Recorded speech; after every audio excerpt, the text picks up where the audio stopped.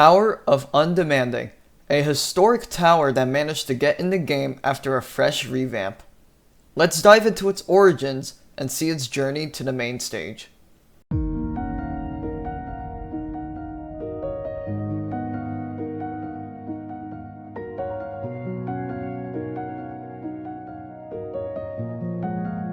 So in order to understand this tower's existence, we need to go back, and I mean way back, to September 14th, 2020. My game, Shin Super Obbies, flopped and it became a dead project.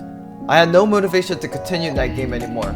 It sucked because I was a part of a group called Turtle Soup, owned by my longtime middle school friend Soupy Box. He was looking forward to the game's completion. I was trying to think of new ideas for an obby game. Then it hit me. September of 2020 was during the beginning stages of my tower making career. Steeple Appears Anarchy existed and a crap ton of old needs were made by me as well. Tower Senseless Eternal Pain and the Nil tests were under construction, and Tower Shin's tricky mechanics died out just 4 days ago. I thought in my head that if I wanted to make an obby game for the group, I could make it a full-on tower fan game called Shin Super Towers. Now if you want a full history video about this game, that's another topic for another video. But if you want to know why I'm bringing this up in the first place, it's because even though the game got basically nowhere in the end, it did get one tower. And that's where the story begins. This tower was created one day after the actual tower game was created. Keep in mind that my gameplay style in 2020 was way different than what I make now. Toasted, for example, features a bunch of the same jumps constantly, and this tower was no exception. What made it so difficult to build was that it was meant to aim towards easy difficulty, since it was the first tower of the game. I always had more interest in harder towers than easier ones, so as you can imagine, making this was really challenging.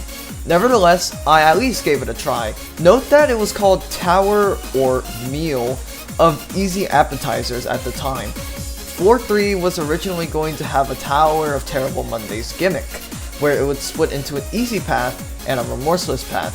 Thankfully, it was scrapped. Floor 10 has these 3 buttons where every time you press one, you teleport to the beginning of the floor and the gameplay gets harder. However, I may have made it a bit too tedious. Ain't your mama, ain't your mima, ain't your daddy. Anyways, this tower took a while to make. According to the official Shin Super Towers Discord server, it was finished on October 10th, which is less than a month. It was imported into the game and I began the next tower project, except the whole game became abandoned. It was mainly due to the second tower dying on floor 10, the community being extremely inactive, and just a lack of motivation for the game in general. On October 29th, 2020, an announcement stated that the game was on standby due to being busy with another friend's game. The game I was talking about was Z's Towers of Anger Reborn. With that, the game still remains silent to this day.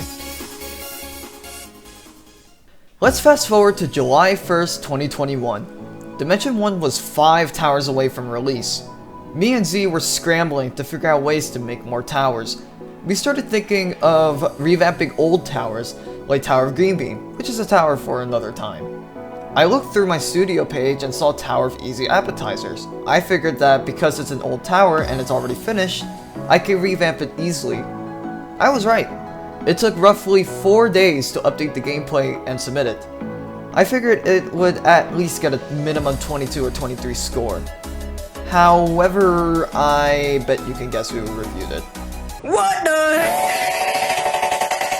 Oh my god! Yeah, let's just say I wasn't too happy. While I agreed with some notes and some points, others just felt inaccurate. Note that I changed the name to Tower of Respite, which means a short period of rest or relief from something difficult or unpleasant. It makes a lot more sense if you played my towers, but I knew that no one would understand what that word meant, so I switched it to Tower of Undemanding after the review. After I made the changes, Z asked if I wanted to auto-confirm the tower into the game. While I said it as a joke, I was tempted to, before caving in and giving Z the model. It's not like some other creator was gonna review it anyways. All of them were having a prolonged smoke break, so it wouldn't have mattered. Unless Zoe came in and decided to review it. Let's go! So yeah, she sacrificed her sleep schedule to review the tower. It received a 28 out of 30, which was way higher than I thought it would get. Now, the tower actually had a reason to be in the game instead of being auto-confirmed. I don't think it aged that well, though. Well, that was the story behind this ancient tower. This medium, formerly easy tower, remains as just a basic creation.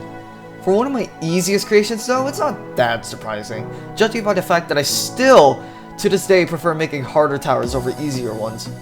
Still, it's better than other bad towers out there, so that's a positive.